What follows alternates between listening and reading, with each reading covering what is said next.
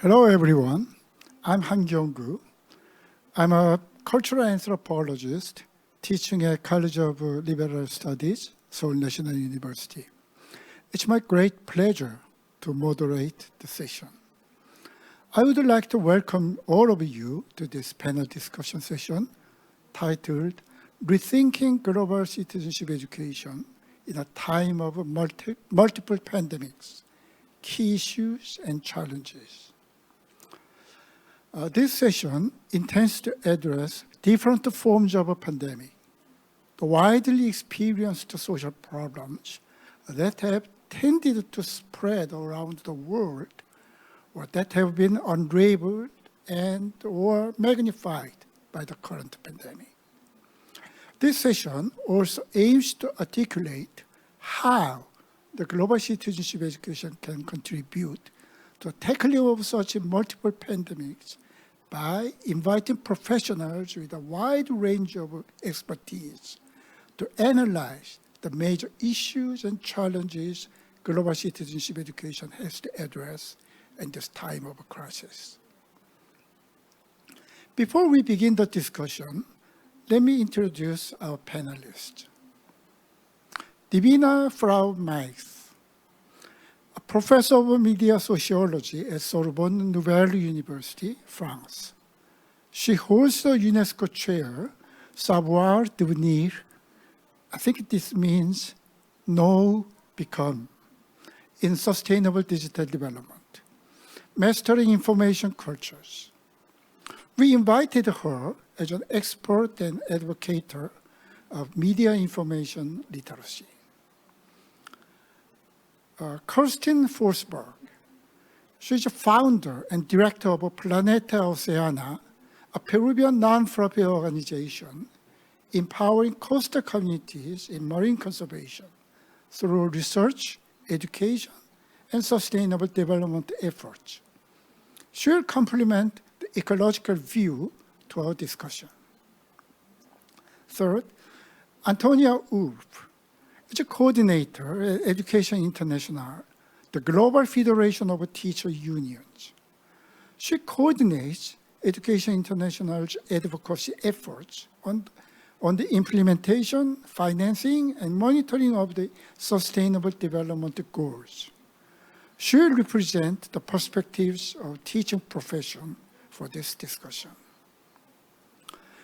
Yonas ADAYE is the director of the Institute for Peace and Security Studies and assistant professor of African Security Governance and Peace Building at Addis Ababa University in Ethiopia. His expertise in peace education would benefit our discussion greatly.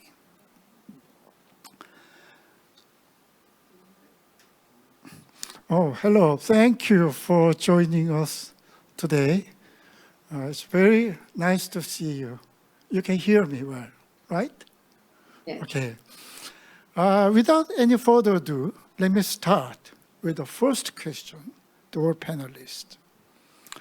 Based on your critical evaluation of this particular time and current situation, and from your own professional, organizational, and personal vintage points and convictions, what are the key issues and challenges that you think global citizenship education should address in this time of a crisis and beyond?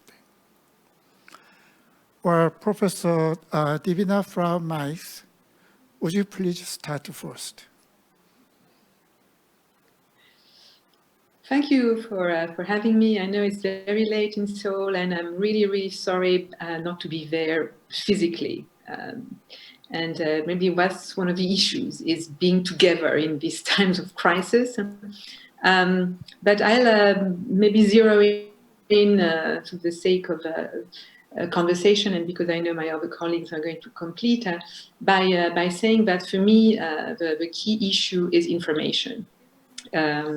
Because suddenly it becomes obvious that information is the fuel our society, is what makes us build knowledge, learn, and we need to trust on it. And it's also the fuel of the digital revolution. It's all around digital information society, as we say at UNESCO. So it seems to me that during the e-confinement, the first wave and now the second wave, because in France we are confined again, we have become more and more dependent on screens as our lives have moved online. And all our social functions, work, school, leisure, conferencing, have become dependent on those screens that are mediating our relationships with video conferences, e-learning platforms, virtual blog trotting, virtual visits to museums, concerts, etc., etc. I've been able to follow what you do in Korea that way. So we can see it as an opportunity, even though it's a very stressful time, an opportunity for learning in different ways, for interacting with people worldwide and sharing our concerns and our research in the networks. But it is also, unfortunately, an opportunity for uninvited risks to come to us, digital risks that for me in digital citizenship education are important, like cyber harassment, because it affects well-being online, data theft, because it affects security and safety, hate speech and disinformation, because it affects the way we express ourselves online. And so for me, this crisis, this multiple crisis, yes, there is a health pandemic, but for me there is a disinfodemic, with so many fake news that show that information has been weaponized by many third parties, rogue actors who attack knowledge, who attack trust in scientific research, and even professional journalism. What is the effect of these attacks? And that's part of the key issue and trying to understand it. What is the effect of disinformation?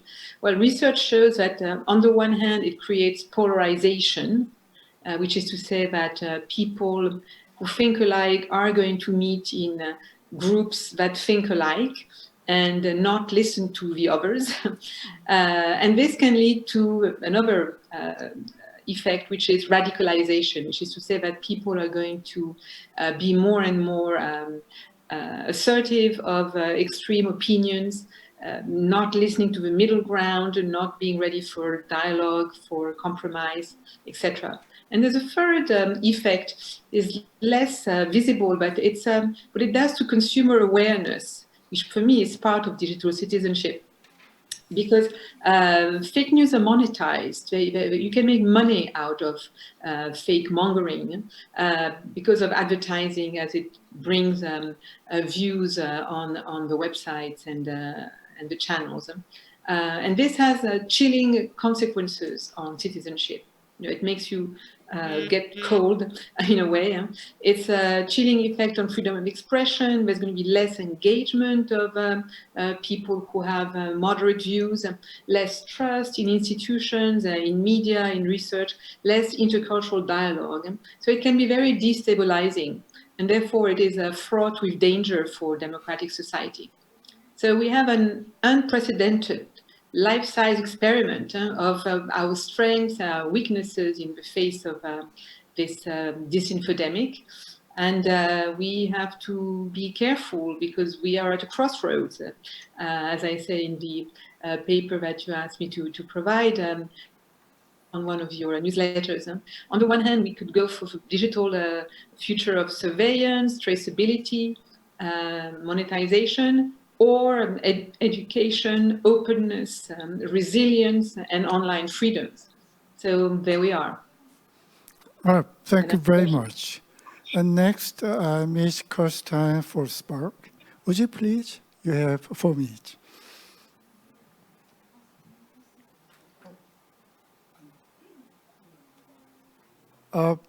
Just a minute. I can't hear you. Hear me now? Yes, yes. Yes. Okay, great, thank you. It was my microphone, sorry. So thank you very much for the invitation. Thank you, Professor, and it's really a pleasure to be here with all of you today. As mentioned, I run a nonprofit that is focused on environmental issues, especially in terms of engaging communities in marine conservation. And what I can talk about the challenges in terms of global citizenship education that I've been facing, I feel that environmental issues have been severely intensified as well. I feel that this pandemic has only intensified all of the challenges that we were facing before. It has just highlighted them. Challenges in terms of things that we were working on in the past, in terms of overexploitation, in terms of pollution. At the very beginning of the pandemic, I remember a lot of news and people talking about in social media how they felt that this was actually a solution for the environment. With less people on the streets, that would mean less environmental footprint, and people could start seeing more wildlife out on outside of their homes. But I would like to highlight the challenges on the contrary that we've been facing.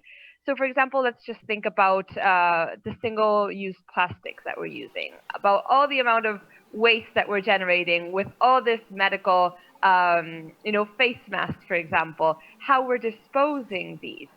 That's just one issue. I'm based in Peru, and in Peru we had a very strong lockdown. At the time that we had the initial strong lockdown, there was nobody on the streets. That means nobody also in terms of government enforcement for example, environmental conflicts. So I work a lot with artisanal fishermen, small-scale fishermen, and we have a flagship project to engage fishermen to protect giant manta rays, for example, that are a species that comes to Peruvian waters and that fishermen were empowered to conserve. What happened at the time of the lockdown is that there were no fisheries enforcement, and so fishermen would start reporting how other fishermen would start capturing this protected species. And this is a trend that is happening worldwide in terms of illegal hunting, for example. Even beyond that, institutions such as mine, such as many other small nonprofits or large nonprofits across the globe, were severely impacted as well. So we had, for example, a project in which we were bringing international tourists to field to work with fishermen to develop a cultural exchange. And we really were very proud of that project because it really showcased what we feel that global citizenship education means, in which we're all on the same boat together, in which we all exchange information between each other, and when we're peers and where we can exchange experiences and learn from one another. And that was, of course, canceled because all the tourism restrictions came in place.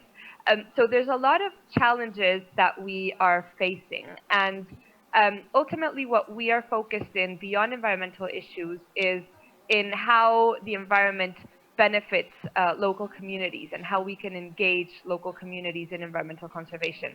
And one thing that really comes to mind is that the pandemic has only intensified these social gaps that we have and has been stronger on marginalized groups, such as the small-scale fishermen, for example, that not just are impacted on health and their own security and that have been really impacted through the pandemic, but also, for example, they can't go out to work. If in the case that they don't receive any sort of support, their impact, their economic impact, their impact on their families is even wider. So I think that there's a real opportunity to really strengthen global citizenship education at this time through formal, through non-formal education, through all the different platforms that exist, and really highlight how we all share this planet, how we all depend on this planet, and how we all really need to collaborate further, because I think it's the time where we just need to open our eyes, and which this has just sent us this message that the challenges that we were facing are very important and that we really need to do something about it. Thank you very much. And next, Ms. Antonia WULFF. Thank you so much, and great to be with you all, even if only virtually for now. So I wanted to really look at formal education systems and what we've seen in formal education over the past 6-8 months. And the truth is, of course, that most systems were absolutely unprepared for remote learning. And in very many cases, teachers were forced to shift their teaching online in a matter of days, sometimes overnight. And what this led to is, of course, firstly, that a large number of students have been excluded.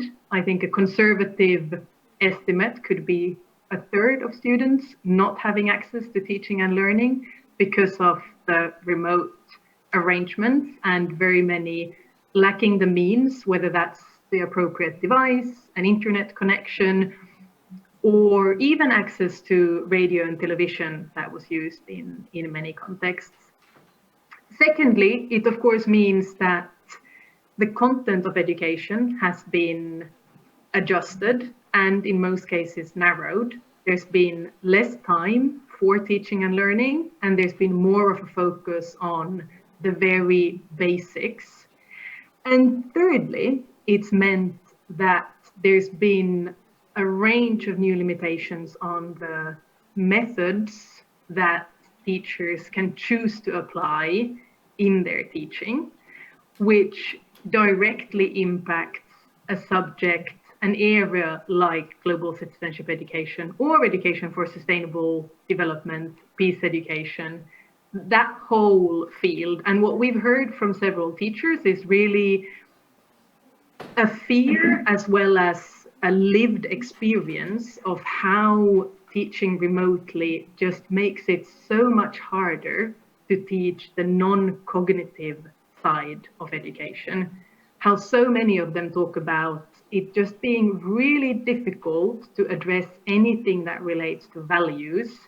When you see people on a screen, in most cases, you might not see a single face on the screen, but you're just talking, hoping that people hear you, that people relate to what you're saying. And what we've actually had is a lot of teachers fearing that this is something that will really impact the role of education in transmitting values, in transmitting that broader skill set. And at the end of the day, the motivation of very many teachers being so much about that social interaction, so much about that exchange beyond the cognitive. And of course, this is in a context where you could argue that global citizenship education was already struggling to make itself seen, heard, introduced, properly included in many education systems. In so many contexts, we're dealing with what you could call an overcrowded curriculum, a lot of pressure, often related to testing, to score high in certain core subjects, and global citizenship education is not considered a core subject in most contexts. And I really want to link this also to what Divina was talking about. I mean, in so many societies, you do see growing levels of polarization.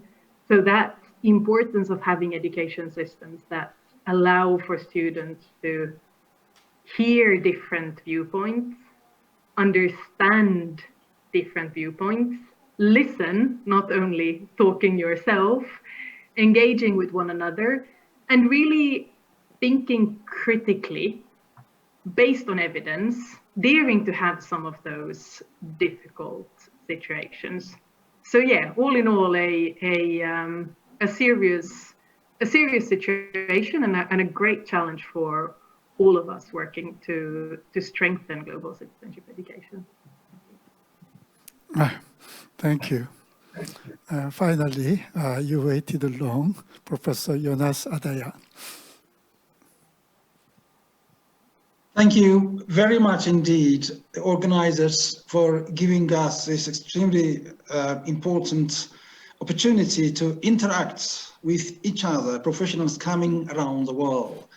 Thank you so much indeed. My predecessors excellently, brilliantly articulated the issues I was dreaming about. I'm so happy that we all share these problems. So here, 2 points, key issues and challenge. What really are these issues in my context?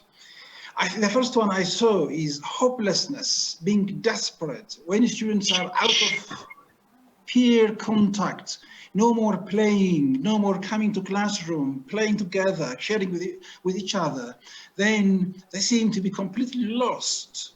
Secondly, vulnerability increased, very much vulnerable. So the shock, as Antonia just said, no one expected this one to come, everyone being confined to her parents' compound and not contacting anymore. The third one, which is almost corollary of what we've said just above, is it just confines people to their comfort zone, be it cognitively or emotionally or skillfully. So these three, to me, are real issues and challenge. When I just talked about give hope, why do I say that these people lost hope? When schools closed, it increased school dropouts, accelerated child labor exploitation, increased violence against children by their own parents or caretakers, exacerbated teenage girl pregnancies, widened socioeconomic and gender disparities, dimmed and darkened the bright future of the young generation, making them sometimes won't even commit suicide, to be honest, as I witnessed some of them. And the second point I raise, develop resilience, because this is happening. So then what should we do in particularly GCED, be it at elementary or at the university level? I think, as Davina, as well as, of course, Antonia raised, developing that critical engagement skills, beginning from classroom, how to communicate with each other, developing those digital skills, even though there's a digital divide, which apparently seems to be almost widening class divisions in the same society. Some have access to computers and laptops and televisions as media. Others have never seen it in their lifetimes. That's been created, to be honest. And at the same time, again, we have this not transcending their religion, always going back to their ethnic thinking, not regarding others are around.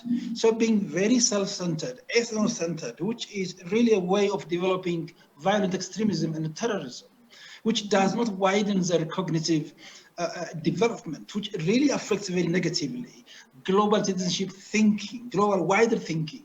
So I think these three are both, aside, issues and challenge. Then what ways are there out?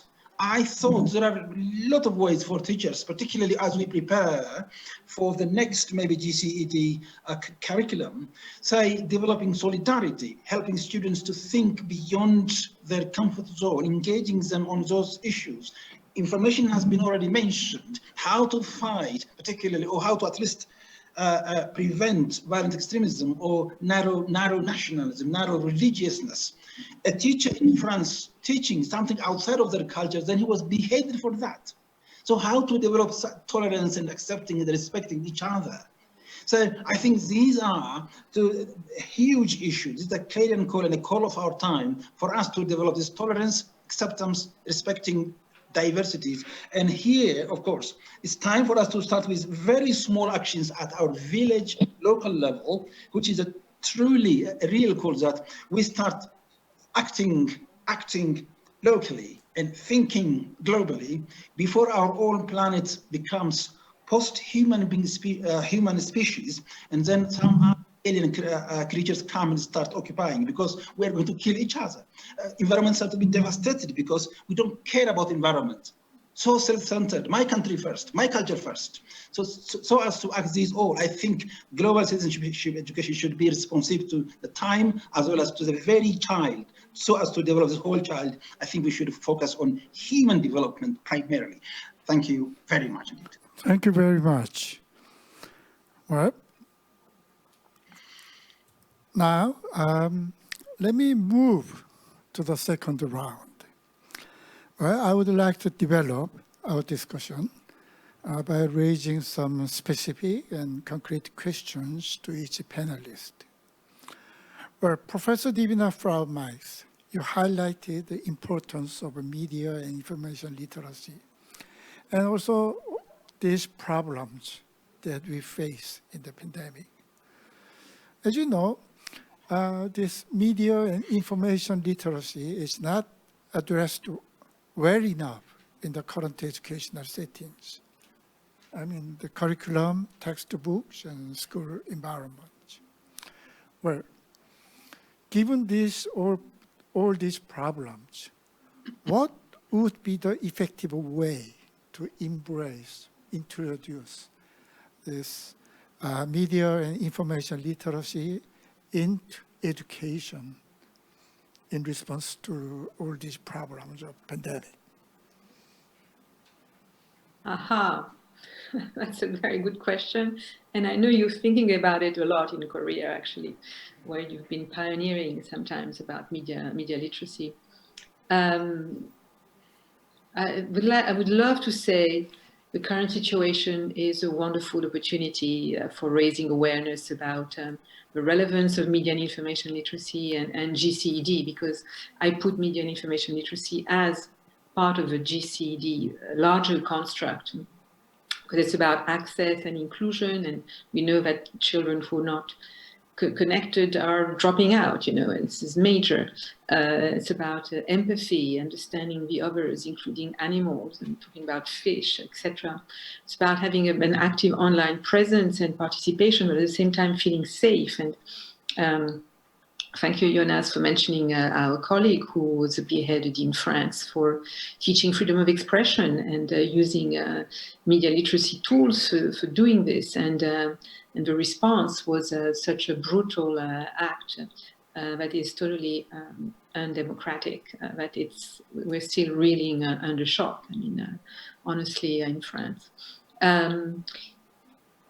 So for me, it does reinforce, I think, what we all share here, the belief that we have to build resilience and that digital citizenship and media and information literacy are the solutions. And it's true that what I want to say about these various pandemics is that it really means we have to change our mindset. And honestly do so, making GCED and media and information literacy the first curriculum. It is the one that engages a sort of a whole school approach, where different partners are brought together. It is the one that can put forward issues of credibility, authenticity, accountability, transparency in the first place. It's about not just the I, but also the we. And I am personally using several projects in my NGO, and also called Savoir Devenir, to push this.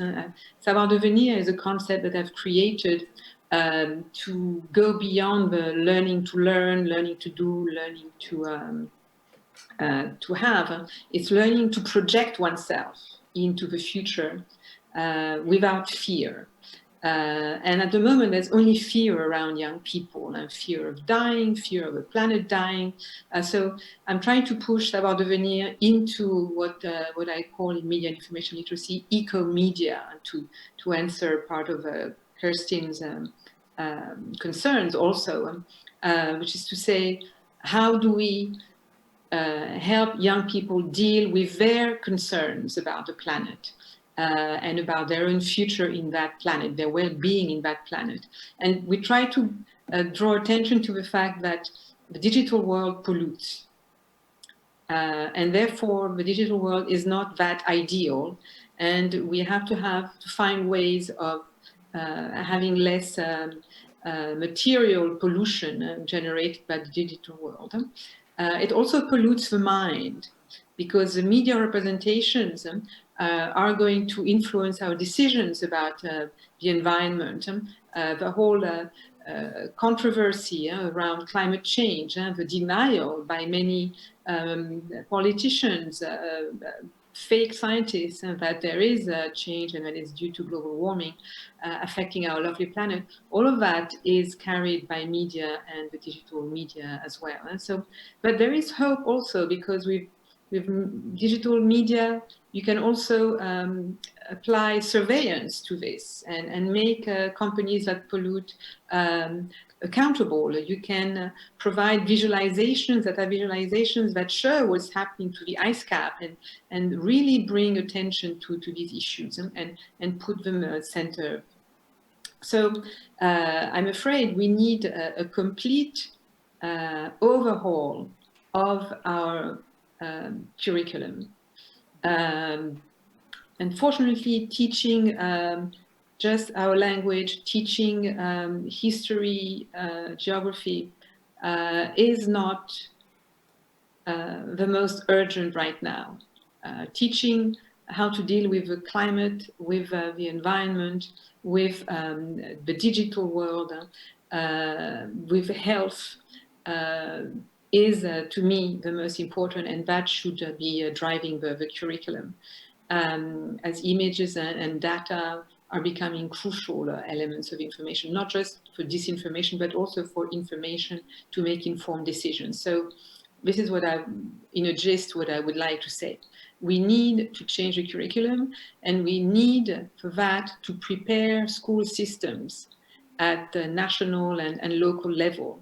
And it means huge pressure on trade unions in the field, because a lot of them are still defending old ways of teaching and old topics. And there are lobbies, topic per topic, that keep us in silos and prevent us from going towards interdisciplinary, transdisciplinary approaches that are also solutions for young people. So as adults, I think we have a responsibility in accepting to shed behind us this all the way we had been constructing knowledge in the 19th century that we're still transmitting now, and making a major overhaul, placing young people at the center, placing the planet at the center, and using the digital tools to do that.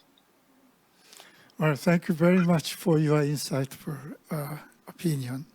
Does anyone want to add comments on opinion, or would you like to wait for your turn? Well, okay. I was informed that we are under time pressure, so please keep your comments within 3 minutes from now on.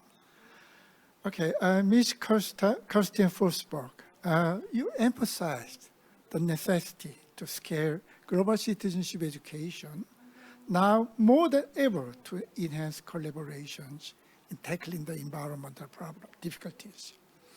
Well then, what would you like to do about the youth, the future generation? How can they be empowered to participate in this kind of effort to protect the environment? Well, of course, including marine conservation. 3 minutes, please. Thank you very much. And I just wanted to say that I completely agree with what Divina just mentioned. And I think that now is the time for all of us to really acknowledge that youth are not only our future, but they can be our present as well. And really give youth the power to be recognized in global agendas, if it's, global citizenship education or biodiversity conservation or policy. I think that youth need to be recognized in national agendas, in local agendas, in international agendas. We need to start providing tools for youth to support them, to identify local leaders, to further develop youth-led actions. And we need to start showcasing and sharing and talking about the power that youth had. I think that if we only give youth the key and the acknowledgement that they really have the potential to create change, that will be the only way that we can really move into the future. So we have a framework in Planeta Océano in which we work not only with youth, but in general with coastal communities and with coastal community members, in which we have a step-by-step process in where we first map challenges that people are facing or that youth are facing. And at a second level, we co-create together with local people, together with local youth, solutions that they can provide to the challenges that they're facing. We identify and we support, we give long-term support to youth, for example. And then based on this, we generate multiplier effects within the community. So I think that in any field that we're working, either if it's biodiversity conservation or if it's the digital divide, we need to really start giving local people the power to create solutions by themselves. And having that power and ownership in these challenges will lead towards giving these solutions. So just to give you an example of one of the programs that we are working with, for some time, since 2009, we've been developing a network. Our network is very small. It's not an international network, but it's a network of Peruvian schools and teachers that are focused on marine education. And through that, we work with youth-led incubator programs in which youth can identify environmental challenges and then co-create solutions. As we have been moving forward with these youth-led incubator programs, we developed a pilot called Connecting Schools, in which we are incorporating youth as they build these youth-led local solutions to articulate and exchange with youth from other countries across borders. And by doing so, develop this sense of global citizenship education and recognize that they have this one shared ocean, that they have this one shared planet, in which their local initiatives are really contributing on a global and regional scale. So I think that the learnings from this project and this program that we're actually working on is, of course, we need to close these technological gaps and we need to try to be creative. For me as a leader of the organization, it's really merging between schools that, for example, are connecting between one another. In some cases, we are working with schools that have all the technical capacity, like technological capacity. In some cases, we need to send WhatsApps to the teachers so that they can send materials via WhatsApp to the students, or they have to go and knock on the doors of each of their kids. So we need to recognize this diversity and see how we can start shifting and closing this technological divide, and ultimately just think about how the internet, for example, can serve as a really powerful tool to bring us together and not bring us further apart. So I think we all need to have this kind of systems change in mind as we move forward. Okay, thank you very much. I'm very sorry to ask you to move faster. Okay, next, Ms. Antonia WULFF. Well, there are many ongoing discussion on the innovation in the delivery of teaching, such as distance learning. But how about the content of teaching? And also, I think you want to respond to Professor Divina FRAU-MEIGS' worries about this resistance or the unions, because the teachers feel the difficulties very acutely. It's a big challenge, but can they meet the challenge? What would they need if they can succeed in meeting these challenges and the continued education in this terrible time? Okay, 3 minutes. I'm very sorry to give you only 3. Yeah, that's quite a hopeless number of questions for 3 minutes, but I'll try. So I think our starting point is that by working with the teaching profession, by strengthening public education systems, we can ensure that we reach all children and young people. So formal education being the key to an equitable provision of quality global citizenship education, education for sustainable development. And I think what many teachers struggle with at the moment is a notion of being expected to do a lot with very little support. And we often talk about the 3 T's, the necessity of tools, trust, and time. And obviously, looking at global citizenship education, we are struggling with a situation with a large number of teachers never having had any formal training or continuous professional development aimed to support them in their role as a teacher in that field. So a big question around capacity and how do we support teachers? How do we help them? How do we ensure they have the tools and resources to engage in teaching and learning of global citizenship? The second one, the trust. Here I really want to mention the tragic events in France, the fact that a very polarized society will seep into the classroom too, and not all teachers will feel that they have the support to address some of the more difficult, some of the more controversial subjects. And here I want to be very clear with the fact that not all governments support teachers in addressing controversial subjects. And teachers' right to professional autonomy keeps being violated. And that's in countries across the globe. That's not a small handful of countries, but it's much, much more common than we would like it to be, much more common than it can be if we want global citizenship education to be happening across the planet. And then the last point, I mean, time. We are, and I mean, you could make this point for society more broadly. We are all way too busy and we fail to make time for the conversations and the encounters that really matter. And this applies to so many classrooms. Teachers being pressured to teach a lot of content. There often being tests that add pressure, and very many teachers struggling to find the time for these subjects that may not be measured in standardized testing.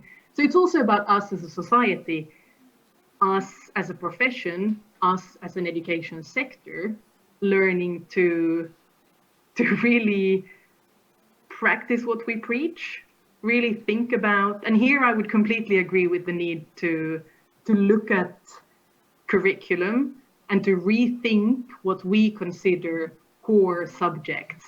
What is it really that children and young people today will need to be able to go out in the world and make it a better place, take care of the planet and take care of each other?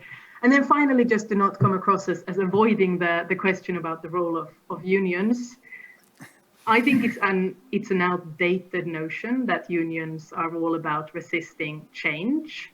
But I think as a profession, teachers are, of course, trying to make sure that they have the tools, the time, and the resources. And in too many cases, education reforms are pushed through without the profession being at the table. And that will, of course, result in resistance. So I think we also need to look at how reforms are brought in and who's at the table. Can we ensure that there is representatives of the profession? Can we ensure that there are representatives of the students, of the necessary stakeholders? Thank you. Thank you very much. Again, I'm very sorry to ask you to conclude first. And now, finally, Professor Yonas ADAYE. Well, on the issue of this systematic discrimination exclusion and social justice. Could you please share your own challenging questions, perspectives, and insights? And also, you mentioned the ethnocentrism, which is the paramount issue in global citizenship education. I'm very sorry to give you only 3 minutes, please. Thank you very much indeed. Ethnocentrism, as well as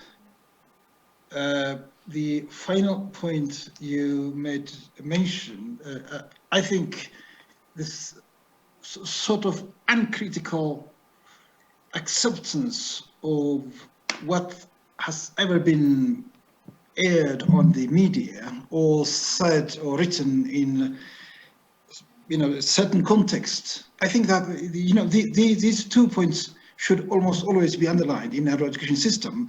And let me just start with a very important point, that context is key. Context is key, to be honest, in teaching or learning. For instance, I definitely lament, I absolutely sympathize, I'm very much sorry for my profession, my colleague in France who were behind it.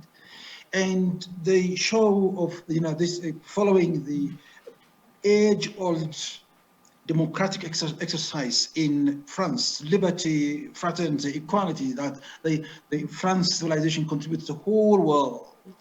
If I am to practice that in Ethiopian context, in Ugandan context, I would be completely wrong. So if I am a learner there, I must accept the French context. So I must respect that. And if I am to teach in Sudan or Saudi Arabia, then I must be very well aware of that context as well.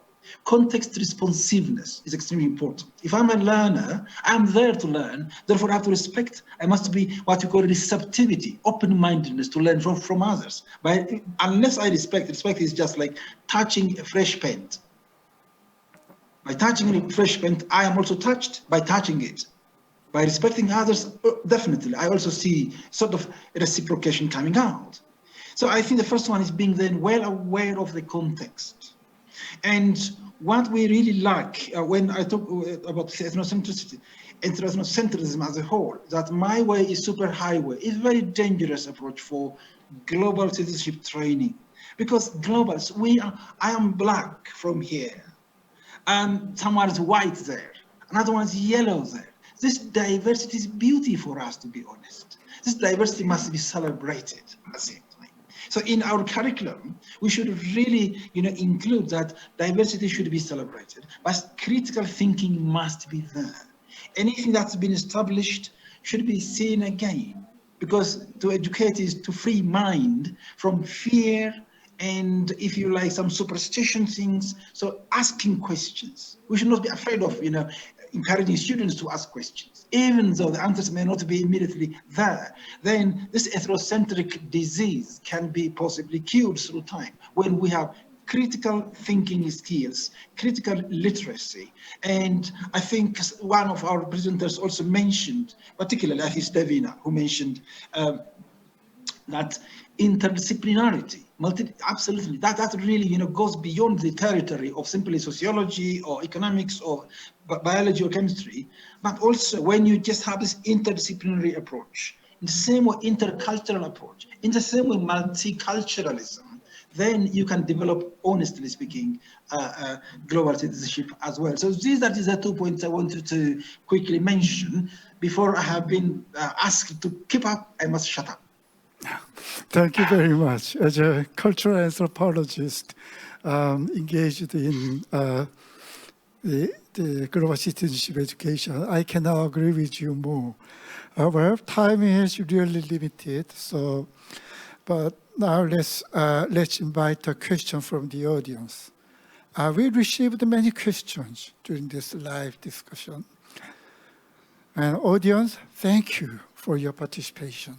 However, due to this time constraint, well, I think we have to ask for your understanding that we can take only one question. I'm very sorry. Here is a question raised by Rita Roscoe. I think you can read it, but I will read it anyway. While the pandemic poses a range of limitations to the way teachers teach and students learn, a shift in teacher mindset required of remote/online learning may create new opportunities for teachers to develop innovative approaches and strategies that may not be possible, that may not have been possible in the traditional face-to-face environment. So, well, this is a curse, but at the same time, it's an opportunity. In a sense, we can turn this into a blessing. So how can global citizenship education provide opportunities with this challenging time? Well, dear panelists, does anyone want to respond? I can just say really quickly in terms of the project that we were mentioning, which was something that was a small scale in the past, but now we're trying to scale in terms of using the internet to connect people more. So of course, this is something that is not applicable everywhere, and it shows a real gap, but it's one type of platform that we can use to be creative. Another thing that I'd really like to highlight is nature-based education. In some cases, of course, we're doing remote learning, but some schools have also gone back and need to have open space. So it really is an opportunity to look into other places as opposed to just a closed classroom. Right. I can contribute maybe an experience also, Professor. I think with e-learning and especially MOOCs, which is to say massive open online courses, we have an opportunity. And MOOCs have been around since 2008, but they have been discarded by universities because they are threatening universities. You know, they are removing students from the university and put them online. But I think MOOCs are coming back in a different way by teaching competences that are not taught at university. So, you know, not being in competition, but in complement. And social media and all the video conferencing platforms that have been born in the last 3 or 4 years that have become better and improved during the pandemic. Zoom, for instance, that we're using now, but has become RGPD data proof. All these new tools are going to facilitate this online distance. And we did that during the confinement in Tunisia. My NGO created a course on disinformation. And we asked the students there, young people there, to collect data on disinformation in Tunisia. And we did the general course, so that would be global, but they were conducting their own projects in their own country, in their own local community. And they told us when we debriefed after that, that it helped them a lot because, in fact, they were extremely fearful. They were fearful of death for their families. They were fearful of isolation. This was in the context of post-elections, and they were fearful about how their democracy was going. And that being able to grasp the context of disinformation, see the mechanisms, but also be given the tools for verifying disinformation locally, the tools for creating counter-narratives, empowered them. And this is what I think what we call digital citizenship at the global level and local level. You know, they're not antagonistic. And there is the risk now that we're going to all go local because the global is what's put us in this mess. But we have to resist that. We have to resist that and take experiences at the global level and localize them. But on the contrary, also, what is local, when it works, we have to globalize. And so we have to continue this negotiation with our planet. You know, a fish in Peru is going to affect my life on a market in France. And you know, it's a butterfly wing idea. And I think we have to keep it in mind. Okay, thank you very much. Time is really limited, so I have to move to the final stage. I will give 1 minute each to the panelists. And this time I will do it in reverse order. So Professor Yonas ADAYE will start first, then Ms. Antonia WULFF, and then Ms. Kerstin FORSBERG, and finally Professor Divina FRAU-MEIGS. Okay? So, well, now is the time to emphasize the most important point you want the audience to take home with them. Professor Yonas ADAYE. Thank you very much indeed. The most important point for us to deal with this difficult time, I would put it into 5 Ps. I think the first one is purpose of what we are doing, passion of what we really are doing, having a sort of engaging into it passionately. And then partnership, we can't go alone. So just develop that global networking. The fourth one is, we can't do alone as human beings. Therefore, prayer, the fourth P. And finally, practice what we are preaching, walk the talk. Then we can transform these bad things into good things. God bless you all abundantly. Thank you. Thank you. Next.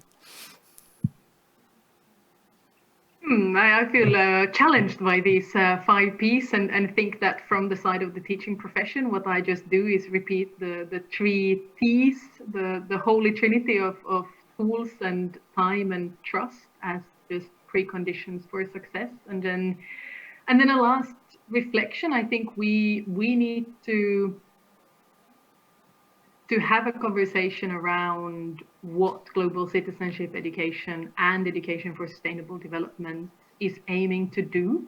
And this is a difficult conversation for each and every context, discussing whether we are teaching students to become obedient or critical thinkers, and thinking about how we frame evidence and facts in a time where facts have become increasingly put under question.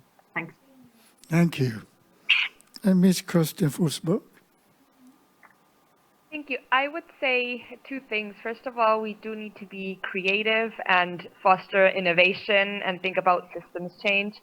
But on the other side, there are many solutions out there that already exist and that need to be scaled in order to move forward the challenges that we're dealing with. So really supporting, identifying these locally led solutions, scaling them, and collaboration, as well as my fellow panelists have been mentioning, is the key to move us forward. Real, true, long-term collaboration will make us resilient in time and will help us advance into the future. Thank you very much. Now, Professor Divina FRAU-MEIGS. I'm tempted by the 5 Ps and the 3 Ts to add my 7 Cs. 7 Cs for competences, of course. So comprehension, creativity, critical thinking, citizenship, cross-cultural communication, consumer awareness, conflict resolution. And my last word would be not acting on your 3 Ts, the 5 Ps, and the 7 Cs will have a cost. There is a cost to inaction. And hopefully young people are on the move on and will help us all to move on. Mm-hmm. Thank you very much.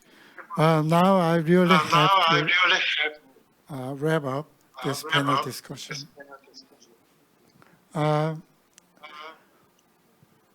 Well, listening to your, what you're saying, I really wanted to ask questions and participate in the discussion because, as a cultural anthropologist, as I said, I cannot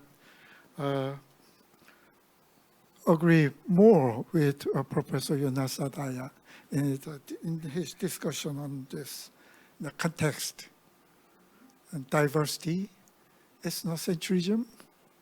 Well, that's what anthropologists do. And also, I'm a teacher too. So university professors in Korea generally do not belong to union. We even don't have a union. But I was really shocked at the fact that we had to teach online.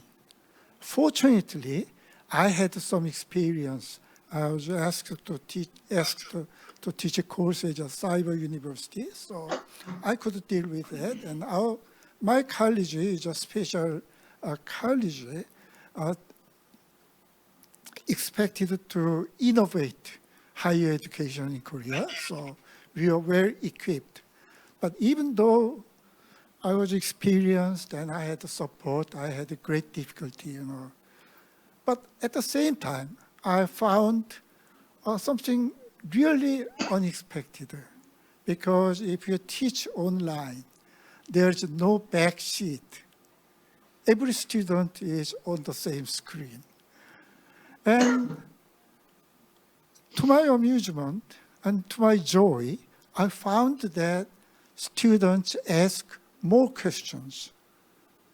They don't have to, be shy. They don't have to think about who asks the best questions, because they can write down their questions and shoot them away to me with text. So in the beginning, I thought it would be impossible to conduct a sort of a meaningful discussion, but voila, we were doing that. So I think there are just some new possibilities, and we really have to, work very hard to innovate teaching methods, even in this time. And also, I did my military service in the Navy. I loved the sea, and I would like to very much to go to Peru. I was involved in environmental movement, the Korea Federation for Environmental Movement, which is the largest such organization in Korea.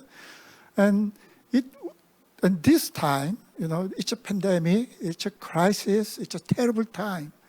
But it reminds us how important our environment is, and how important the global solidarity and international mutual understanding is. And lastly, I joined the Navy because I wanted to go around on the ship, but they put me in an intelligence organization. So I became an intelligence officer, and dealing with the information, I really realized how information can be used as a weapon. It can destroy people. It can, repress people. At the same time, it can liberate people. And I find that although you four are experts in different fields, what you told me today, or what you shared with us today, are all related to each other. Because in the school, information is really important. Polarization, all these things happen in school settings too. And also, we use this information in school and education to fight ethnocentrism, work for peace. And also, environmental movement and the future, the youth, they are all related. I think all these are related together. And I think I want to go on, but they tell me, the organizers tell me that I have to stop now. So I really have to stop. And thank you very much for your participation and the audience. Thank you very much. Thank you. You. Bye-bye.